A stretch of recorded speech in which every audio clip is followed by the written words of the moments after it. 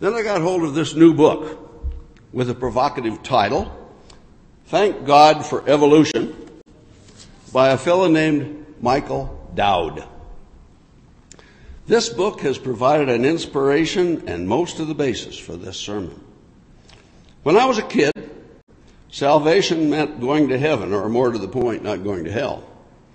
Now, for me, salvation has come to mean the clearing up of troubling uncertainties and clearing up the disjointedness of the different facets, religious and scientific, of my life.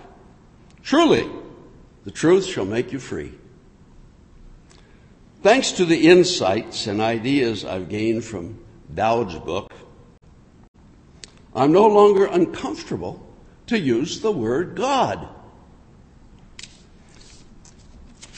Using the night language of Christianity, I've been born again. I've been saved. As one who's just got religion, I want to witness the good news. Hallelujah! The title of this sermon, Day Language, Night Language, names an important concept I learned from Dowd's book. These are the words used to describe two realms of our experience, two sides of the same coin. Day language is used for talking and writing about, quote, what's so, the facts, the objectively real, that which is publicly and measurably true, unquote. Night language is, for my left brain at least, a bit more nebulous, even though it is used to express very important things. Again, quoting Dowd. The other side of our experiential coin I call night experience. It is communicated through night language by way of grand metaphors, poetry, and vibrant images. Our attention is focused on what does it mean? This side of our experience is subjectively real, like the nighttime dream, though not necessarily objectively real. Night language is personally or culturally meaningful. It nourishes us with spectacular images of emotional truth. Now that paragraph, taken directly from Dowd's book, is an indication that it's not necessarily a really easy read. Nevertheless, public revelations are described with day language. Private revelations often employ night language. The language used and the vocabulary available is crucially important to communication. The failure to address such language issues accounts in some measure for our failure to see religion and science as a whole, complementary, and integrated entity. I'll come back to language again. Okay, folks, time to fasten your seatbelts, take a deep breath, and listen up. I ask, why doesn't it make good sense to simply accept that God is not just in the universe, but of the universe?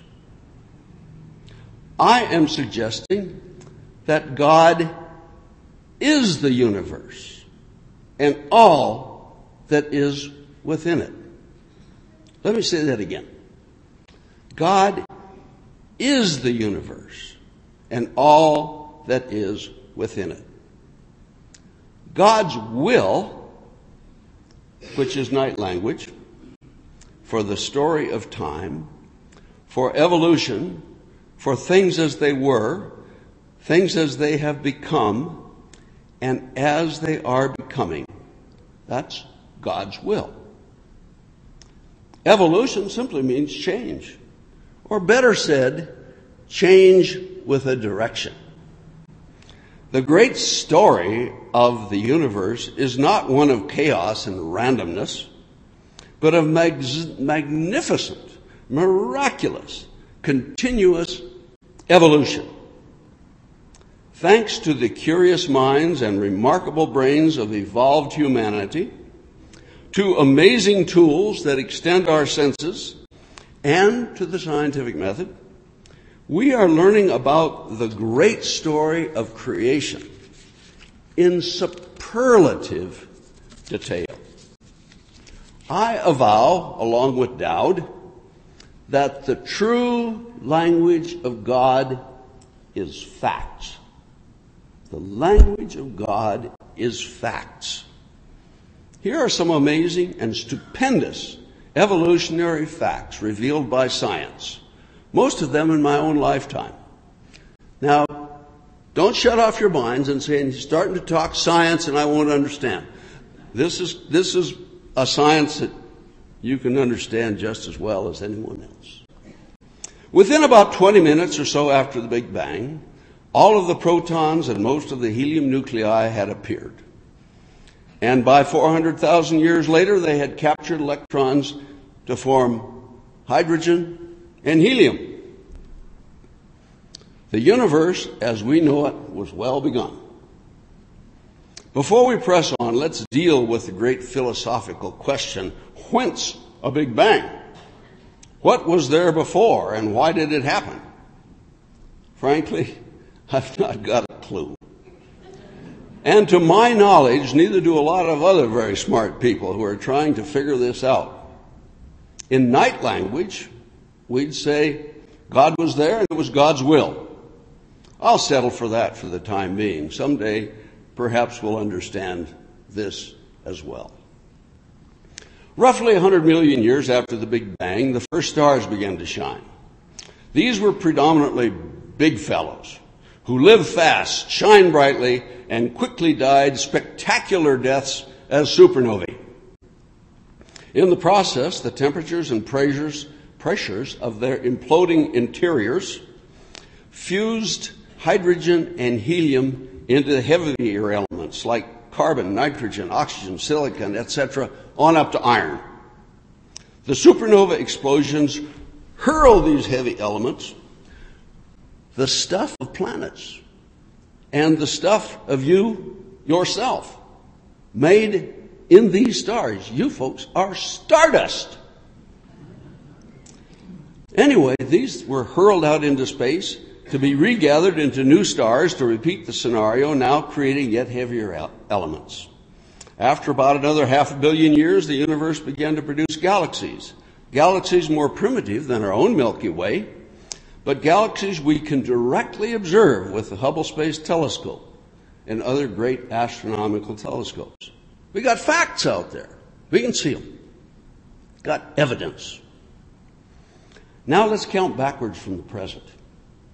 About 9 billion years ago, or 2/3 of the lifetime of the universe, our solar system began to form in a spiral arm of the Milky Way.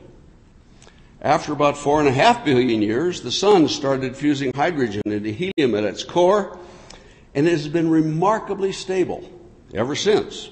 That's good news, because at about the same time, the Earth grew to near its present size, and after a bit, over 2 billion years more, the first life forms appeared. Well, I don't have the time to detail the appearance of liquid water, an atmosphere with oxygen, or the formation and evolution of the continents, or the evolutionary miracles of intelligent life and an unraveling of the genetic code. To put evolution on a more tractable scale of time, if the 13.7 years since the Big Bang is shrunk down to 100 years, then all of this amazing and majestic public revelation of the science of evolution has taken place within, get this, within the last 15 seconds. Really a pretty short period of time when you consider God and the universe.